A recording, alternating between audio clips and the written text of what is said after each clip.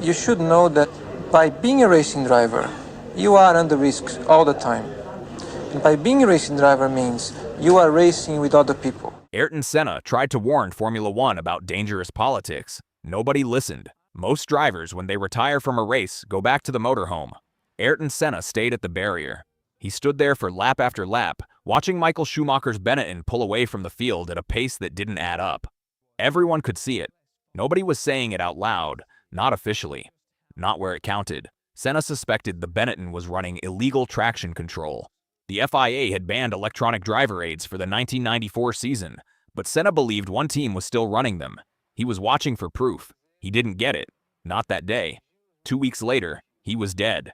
What most people never hear is that in the final weeks of his life, Senna wasn't just afraid of the cars. He was afraid of the politics. He believed Formula One had been quietly corrupted, that the rulebook was fiction, that the real decisions were made in private rooms, and that the people in power had stopped caring whether the drivers inside the cars came out alive. He said all of this. Plainly, repeatedly, nobody listened. To understand what Senna was fighting, you need to understand who was actually running Formula One. It wasn't one regime, it was two, and they hated each other. On one side, Bernie Ecclestone, the commercial rights holder, a man who had transformed a collection of amateur racing teams into a global television product worth billions. Ecclestone cared about one thing: the deal. Every race, every circuit, every broadcast contract was a negotiation. Drivers were assets, safety was a line item. On the other side, Jean-Marie Balestre, the FIA president, a Frenchman with a taste for personal power who ran the sporting governance of Formula One like a private fiefdom. Where Ecclestone operated through money, Balestre operated through authority. And he wielded it with bias that wasn't even subtle. Senna existed in the space between those two forces, and early in his career, he learned exactly what that space looked like. In 1989, at Suzuka, Senna and his McLaren teammate Alain Prost collided at the chicane while racing for the World Championship. Senna continued, repaired his car, rejoined, and won. The stewards then disqualified him, not for the collision but for allegedly rejoining the track illegally. The decision came down from Balestre. Prost was French. The championship went to Prost. Senna said publicly it was a political decision. The FIA fined him $100,000 for saying so. He paid the fine. He kept talking. In 1990, he took the gloves off entirely.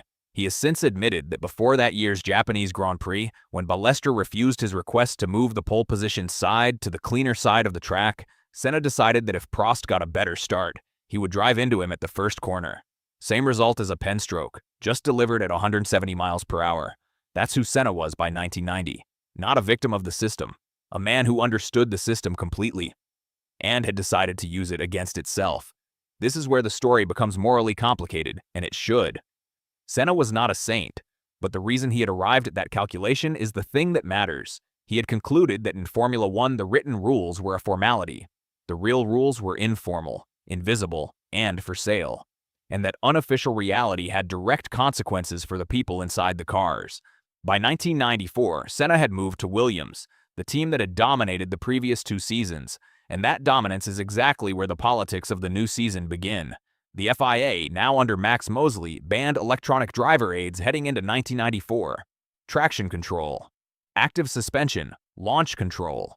The ban stripped Williams of the technological advantages that had made their car a generation ahead of the field. Many inside the sport believed it openly. The rule change was targeted at Williams, a political act dressed as a sporting one, and it had a consequence nobody in power seemed to want to discuss. It took away the safety buffer that drivers had come to rely on. Senna felt it immediately in testing. The FW16 was unstable in ways that unsettled him. He gave interviews expressing serious reservations about the car, not complaints exactly, but the measured concern of a man who trusted his own instincts more than anyone else in the paddock. At the same time, he was watching Schumacher's Benetton and growing increasingly convinced the team had found a way around the ban. At the Pacific Grand Prix in Ada, he stood at the barrier and watched lap after lap. He spoke to people in the paddock about it. He wanted the FIA to investigate. He believed the rules were being applied selectively, and that political favoritism was baked into the enforcement as surely as it had been in 1989. Nobody acted. 2 weeks later, the circus moved to Imola. The San Marino Grand Prix weekend of 1994 did not begin with Senna's crash. On Friday, Rubens Barrichello went airborne and hit a barrier at high speed. He survived, barely. On Saturday, Roland Ratzenberger was killed during qualifying. Senna was shaken in a way people around him had rarely seen. He reportedly wept. He went to the medical center, and on Sunday morning, the morning of his death, he convened a meeting of the Grand Prix Drivers Association, which had been dormant for years. He had been elected its chairman. He wanted to use it as a formal mechanism to force safety reform on the FIA. He had been saying for weeks, in conversations with journalists, with people close to him, that Formula One was at a crossroads, that the institutions governing the sport had prioritized commercial spectacle over the welfare of the people inside the cars, that drivers were being told to be grateful, to stay quiet, to trust the process. He didn't trust the process. He had seen too much of it. On lap 7 of the San Marino Grand Prix, Senna's Williams left the road at Tamburello Corner. He died from his injuries that afternoon. After Imola, Formula One changed. Circuits were redesigned, cockpit protection improved dramatically, medical protocols were overhauled. The sport became, by almost any measure, the safest form of motorsport on Earth. That transformation is real, and it deserves to be said. But here's the harder truth. Those changes happened because 3 people were killed or critically injured in a single weekend. Not because the people in power listened, because they ran out of room to not listen. The political structures Senna spent his career fighting, the informal deals, the selective enforcement, the gap between the written rules and the real ones, those didn't end with Imola. They evolved. They got quieter. They found new language. The tension between commercial power and driver welfare is not a solved problem in Formula One. It is a managed one. Senna understood the difference. He believed it had to be solved, not managed, and he was willing to say so at personal cost, in fines, in political capital, in enemies made, because he believed that was what the people inside those cars were owed. There's a version of the Ayrton Senna story that's easy to tell. The genius, the rainmaster, the champion who died young and became something more than human in the memory of everyone who watched him. The harder version is this. Senna was a man who saw a corrupt institution clearly, named it precisely, and kept naming it even when the institution pushed back. Formula One didn't listen, not until Imola forced its hand.